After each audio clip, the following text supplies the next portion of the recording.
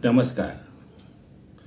अब ये मान के चलिए कि 2024 के चुनावों की तैयारी शुरू हो गई है। नीतीश कुमार तेलंगाना जा चुके हैं, राहुल गांधी पदयात्रा पे निकलने वाले हैं और भी तमाम विपक्षी दल के लोगों ने एक दूसरे से मिलना जुलना शुरू कर दिया और बातचीत शुरू कर दी है। जाहिर सी बात है, ऐसे में अपने मोदी जी क्यों पीछे रहते। वो भी राहुल गांधी के गढ़ केरल पहुंचे और वहां से बयान दिया कि भ्रष्टाचारियों के गुट से लड़ने के लिए वो भी तैयार हैं और भाजपा ही इन भ्रष्टाचारियों के गुट से लड़ सकती है और कोई नहीं लड़ सकता। इस तरीके से, हालांकि ये बात वो लाल किले से पहले भी कह चुके हैं कि वो भ्रष्टाचार और भाई भतीजावाद से इस बार लड़ना चाहते, उसी चीज़ को एक तरीके से उन्होंने दोहरा दिया वहाँ पर कि वो भ्रष्टाचार से लड़ना चाहते। अच्छी बात है। अब यहीं पर यह सवाल पैदा होता है, बल्कि एक या दो सवाल पैदा होते हैं कि जब मोदी जी चुनाव के मैदान में जाएंगे तब तक पूरे 10 साल हो चुके रहेंगे।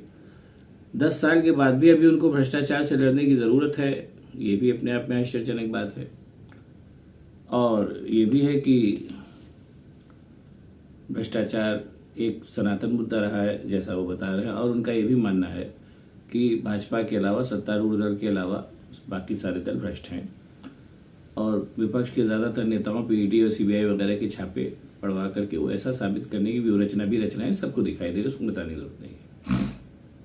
और एक दूसरी पॉइंट आता है कि ऐसा क्या है कि स्वतंत्रता के 75 साल बाद भी अभी भी भ्रष्टाचार एक मुद्दा बना हुआ है और चाहे पक्ष हो या विपक्ष, वो दोनों ही इस मुद्दे पर काफ़ी कुछ अपने आप को भरोसा भी कर रहे हैं कि ये मुद्दा ऐसा है कि जो हमेशा से चलेगा। अब इसी जंक्शन पर कई सवाल खड़े होते हैं।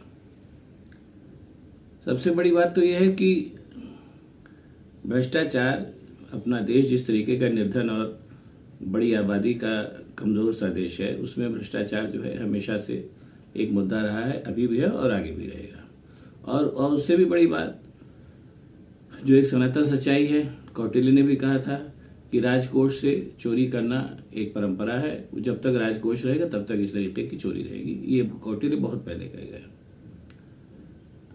अब जाहिर सी बात है कि नरेंद्र मोदी जैसा चतुर सुजान आदमी अगर 10 साल सत्ता में रहने के बाद भी इस मुद्दे को उठा रहा है तो कहीं ना कहीं उनके पीछे कहीं ना कहीं कोई एक स्ट्रेटजी है जिस पे वो चलना चाह रहे हैं। अब इस पर आगे वो क्या स्ट्रेटजी हो सकती है, क्या उनकी सोच होगी, इस पर आगे बात करने के पहले थोड़ा सा पीछे चले जाएं कि कैसे भ्रष्टाचार इस देश में सनातन मुद्दा रहा है। बहुत पीछे जाने की जरूरत नहीं है। वीपी सिंह साहब के ज़माने से शुरुआत करते हैं, क्योंकि वो घटना अभी भी ऐसे तमाम लोग हैं जिनके जहन में ताज़ी होगी या होगी। वीपी सिंह विश्वनाथ प्रताप सिंह राजीव गांधी की कैबिनेट में मेंबर थे, मंत्री थे, और उन्होंने बोफोर्स मुद्दा क्रिएट किया और उस मुद्दे के माध्यम से उन्होंने ये साबित करने की कोशिश की कि कांग्रेस पार्टी पूरी तरीके से भ्रष्टाचारी पार्टी है। और वो काफ़ी कुछ लोगों को मुतमईन करने में सफल भी रहे और उसके बाद उन्होंने चुनाव लड़ा और वो जीत गए। लेकिन चूंकि उनके पास अपना कोई संगठन वगैरह नहीं था, इसलिए उन्होंने समाजवादी पार्टी और उधर भाजपा, इन दोनों की मदद ली और प्रधानमंत्री बनने में कामयाब रहे। बस यही वो जंक्शन था जब भ्रष्टाचार का मुद्दा किनारे लग गया और उन्होंने मंडल का मंडल, मंदिर और इस सब जातिवाद, इन सब दूसरी तमाम चीज़ों की राजनीति शुरू कर दी। नतीजा ये हुआ कि 11 महीने के प्रधानमंत्रित्व के काल के बाद वीपी सिंह गद्दी से हट गए और उनके साथ ही भ्रष्टाचार का मुद्दा भी हट गया। बहरहाल ये काम हुआ। उसके बाद से गंगा, यमुना, गोदावरी, गोमती, नर्मदा, इन सब में बहुत पानी बहा और मनमोहन सिंह साहब का ज़माना आ गया, उनकी सही 2 बार रही। अब जाहिर सी बात है, ऐसे में अन्ना एंड कंपनी ने फिर कमर कसी ताकि पुरानी सारी कसर निकाली जा सके और उन्होंने एक नया आंदोलन खड़ा किया। उस आंदोलन की बुनियाद भी भ्रष्टाचार ही था और वो आंदोलन भी खासा सफल रहा और नरेंद्र मोदी साहब प्रधानमंत्री बने। प्रधानमंत्री बनने के तत्काल बाद उन्होंने फिर भ्रष्टाचार के मुद्दे को किनारा किया और तमाम दूसरे मुद्दों पर उन्होंने काम करना शुरू किया। ट्रिपल तलाक हुआ, मंदिर कश्मीर की स्वायत्तता हुई और भी तमाम मुद्दे। वो जो पैसा 15 लाख रुपए लाने वाले थे वो तो खैर बहुत बड़ा जुमला खुद ही शाह साहब ने कह दिया कि जुमला था। बहरहाल इन सब चीज़ों पे उन्होंने काम शुरू किया और भ्रष्टाचार का मुद्दा किनारे लगा। 10 साल लगभग 8 साल उन्होंने शासन चलाया। जब तक चुनाव आएगा वो 2 साल और पूरे हो जाएंगे तो 10 साल बाद फिर वो भ्रष्टाचार के मुद्दे के साथ जनता से रूबरू होंगे। अब जाहिर सी बात है कि नरेंद्र मोदी जैसा चतुर सुजान आदमी अगर इन सारी चीज़ों के बावजूद भ्रष्टाचार को मुद्दा बना रहा है तो उसके पीछे एक सोच है। वो सोच क्या है, मैं कोशिश कर रहा हूं कि समझ सकूं। आप लोग भी अगर चाहिए तो समझिए। भ्रष्टाचार एक ऐसा मुद्दा है जिसको अमूमन भारत जैसे देश में एक आजमूदा नुस्खा है। जो भी सत्ता में रहेगा उसके ऊपर भ्रष्टाचार के आरोप लगेंगे और सत्ता पक्ष वाले विपक्ष को भ्रष्टाचारी बताएंगे। ये शुरू से चला रहा है, अभी भी आगे भी रहेगा। तो भ्रष्टाचार भारत जैसे देश में एक सनातन मुद्दा है जो हमेशा तैयार रहता है। तो ये तो एक पहला मुद्दा है जिसको आप तत्काल लेकर के चुनाव में उतार सकते हैं। जब भ्रष्टाचार के आरोप लगने लगे तो ये समझ लीजिए कि चुनाव तैयारी शुरू हो चुकी है, लेकिन अभी चुनाव किन मुद्दों पर लड़ा जाना है ये फिक्स नहीं है। अब भ्रष्टाचार की बात उठा करके ये संकेत दे दिया जाता है कि अब आप लोग चुनाव के मोड में आ जाइए।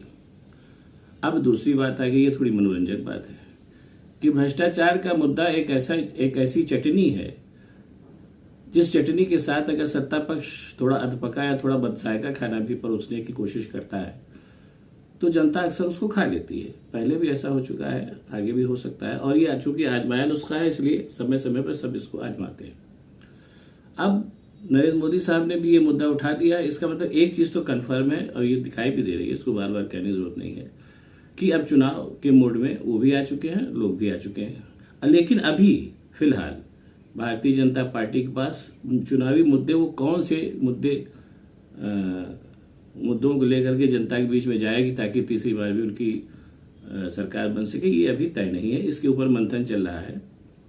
भारतीय जनता पार्टी की चुनावी रसोई में कौन से पकवान भविष्य में जनता के बीच में परोसे जाएंगे जिनको खा करके जनता फिर से उनको वोट दे दे, ये अभी तय नहीं है। उसकी तैयारी चल रही है जो धीरे धीरे कालांतर में लोगों के सामने आएगा। इसलिए फिलहाल अभी इतना समझिए कि भारतीय राजनीति में भ्रष्टाचार एक ऐसा अपरिहार्य लेकिन निरर्थक मुद्दा है जिसका हल किसी के पास नहीं है और शायद वो कोई हल करना चाहता भी नहीं, ताकि ये सनातन मुद्दा बना रहे और ये अपरिहार्य मुद्दा बना रहे जिसको लेकर के कभी भी और कोई भी मुद्दा न हो तो चुनाव में उतरने में हमेशा आसानी रहेगी। ये बात नरेंद्र मोदी साहब भी जानते हैं और उनके जैसे चतुर सुजान और नेता लोग भी जानते हैं और समय समय पे इसका प्रयोग भी करते रहे हैं। अगर आपको वीडियो पसंद आया हो तो लाइक करिए, शेयर करिए, सब्सक्राइब करिए ताकि आपको और भी ऐसे वीडियो दिखाए जा सके। धन्यवाद, नमस्कार।